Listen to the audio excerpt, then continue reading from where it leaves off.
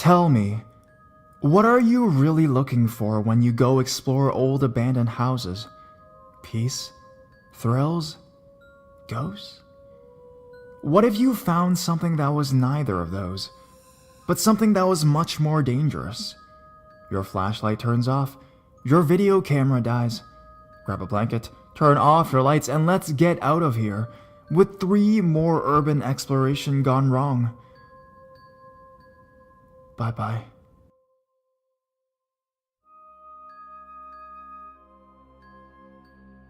Never visit abandoned homes. I am a 19-year-old female, and a few years ago, I'd say I was about 16, me and a male friend of mine decided to go drive around in the country and look for some cool old houses that were still hanging around. We lived in a very small town in Kansas, so we had a ton of country to explore. We had been driving for an hour or so, just taking random turns, and had found a few houses already. We thought we spotted a building or something in some trees, and as we got closer, we discovered it was a small shed, but not too far from the shed was a small rundown house. We pulled up the dirt driveway, and laying in the middle of the driveway was half a carcass of a deer. It was strange, but we lived in Kansas, and we were practically in the middle of nowhere, so we figured a mountain lion had gotten it or something. As we came up closer to the house, we noticed that there wasn't just one deer. There were probably close to 20 or 30 deer that were half gone just laying in the yard around the house. We got out of the truck and started to walk up to the house, but still thinking that it was just some weird coincidence that these deer had all died here. My friend wanted to see the inside of the house, but I wasn't really ready for that idea, so I just stayed outside. I walked around a little bit, but what really made me run for the truck was the hundreds of bones laying in the yard. I mean, hundreds. It was so weird and so creepy, and I think I flew back into the truck. As soon as I closed the door, my friend came tearing out of the house as fast as he could, with his look of pure terror and disgust on his face. He jumped in, started the truck, and we took off down the road. We got a little farther down the road, and he finally looked at me and said that there were dead animals everywhere in that house. I don't know what was going on in there. Maybe some illegal hunting going on or something. Although I don't know why anyone would hunt small animals like skunks. Anyways, it was super creepy, and we have never gone poking around abandoned homes again.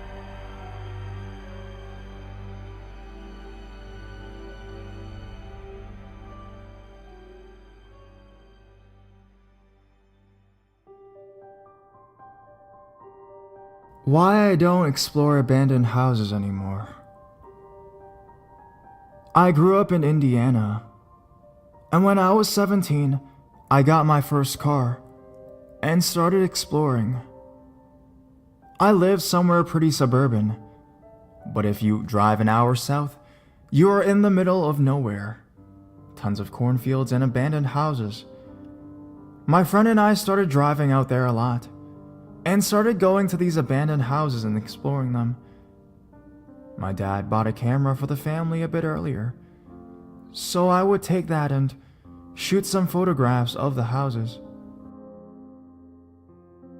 We got really good at finding them too. We looked out for the normal signs, broken mailboxes, long grass, heavy wear on the house, etc. But sometimes we were still worried about whether or not some of the places we went to were completely abandoned. The best houses don't look as obvious from the outside. Like, if a house looks like it's in decent condition, it's more likely to have stuff inside it. If it's super obvious, like all broken windows, missing a door, etc., kids probably already found it and spray painted it and broke shit. We were really respectful about it and wanted to explore places other people didn't. So we looked for more subtle places.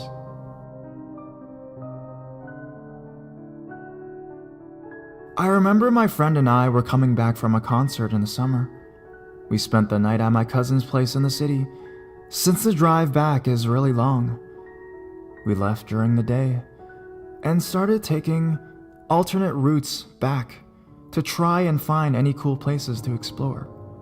We were driving down this long dirt road, one of those that doesn't even have a name. It's called something like Country Road 3282 or whatever.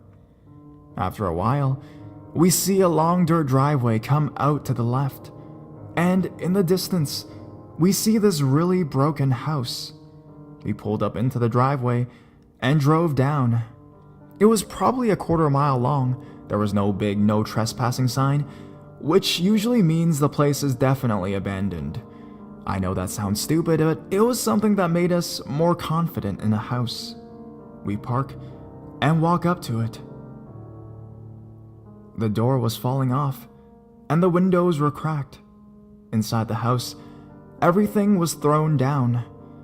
It had that normal musty abandoned house smell, but it smelled stronger.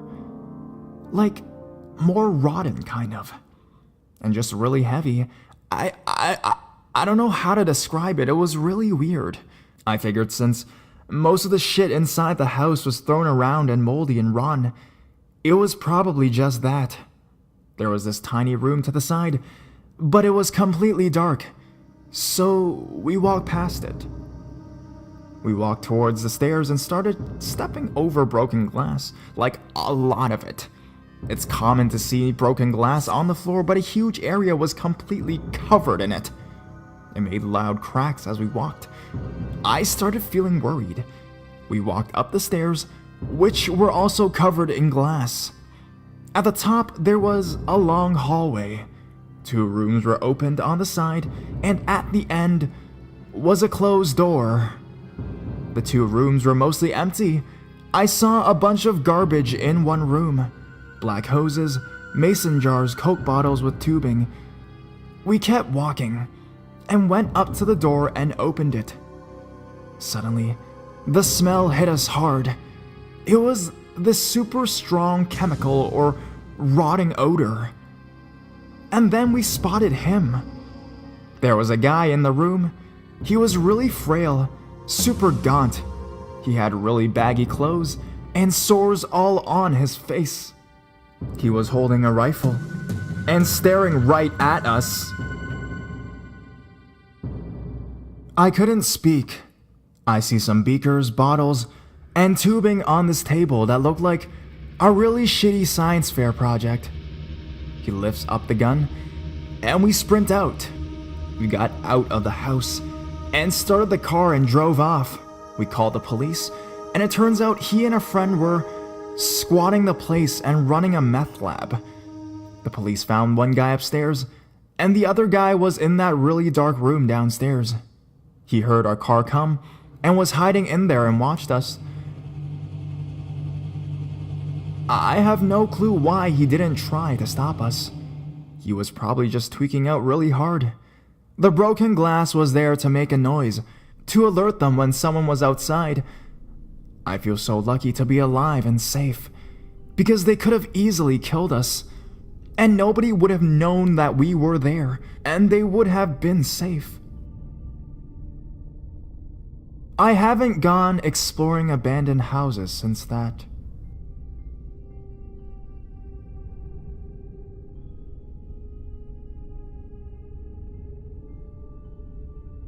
The residences of an abandoned retirement home. I assume now that the building in question was probably a retirement home. Although in high school, we treated it like it was an abandoned mental ward, but referred it to as the old folks' home. It was one of our greatest desires to explore it, and we completely expected and secretly wished to have a terrifying experience. Everyone agreed that the place was haunted, although it isn't, and I don't believe in that stuff anyways. It had been abandoned for as long as any of us knew, just on the outskirts of our small town in Middle America. There were 4 of us that explored the grounds, and later the interior in episodic increments, discovering more each time. The first time we were brave enough to go, it was just before dark. The place was locked up tight. The second time, a door at the back had its glass window smashed out. This should have been our first clue to stay away, as it was the glass with the lines of wire through it. Some of it hung out the window with a little dried blood on it. One of us reached through and turned the handle from the inside to open the door. With the windows boarded up, no moonlight lit the hallways, and we only had one flashlight. We went down 2 hallways. All the rooms along the way were empty except for 1 or 2, with a lone chair or bed frame. We discovered that there was a second floor and a basement, but we didn't get a chance to explore more, as a red light attached to a car battery freaked one of us out. He thought it was an alarm or something. Anyways, we scoped it out for a few weeks and made sure there weren't security patrols or anything weird like that. We never knew who owned it. Somebody had to own it. Nobody looked after it, aside from mowing the lawn once a month. We returned the third time with intentions to map the place out. I wanted to find some kind of cool antique or something. We were all freaked out by the darkness and the idea of ghosts, but none of us considered the possibility of other people being in the building. In the basement, we finally found creepy signs of other visitors, but it wasn't until the last minute that shit started to hit the fan. There was one room with a dirt floor and a Christmas tree planted in the middle of it. As in, it was a decorated pine tree, tinsel, beer cans, and paper clowns. Beer cans and empty liquor bottles encircled the room, a ridiculous amount of them. The door to the room was like a cell door, metal bars and a broken lock. One of us waited at the door because he kept hearing someone, and he called us with an update as we found a bunch of buried Christmas trees at the back of the room. "I think I hear someone," he whined his catchphrase. We had varying theories on the room. It was all new stuff as far as we could tell, not as dusty as everything else in the building. All in all, it was more odd than creepy. The room at the end of the hall had lights hanging from the ceiling, smashed to pieces, glass covering the floor. A staircase at the back led back up, an area we hadn't seen yet. There were chairs and desks clogging the way, splinters and nails pointing every direction. Everything happened in a flash. There was creak, then a door slamming shut down the hall, and we scurried over the desk and chairs to the ground floor. The door there was locked, so we continued to the second floor, which was unknown to us. We sprinted down the hall, and a doorway to our right caught our attention. Inside was a mattress. On the floor next to it was a giant tub of peanut butter and a pair of stained underwear. It depends on who you ask what the stains were. I would guess that they were stains with poop, but hearing things said it was blood. The silence as we took the room was deafening.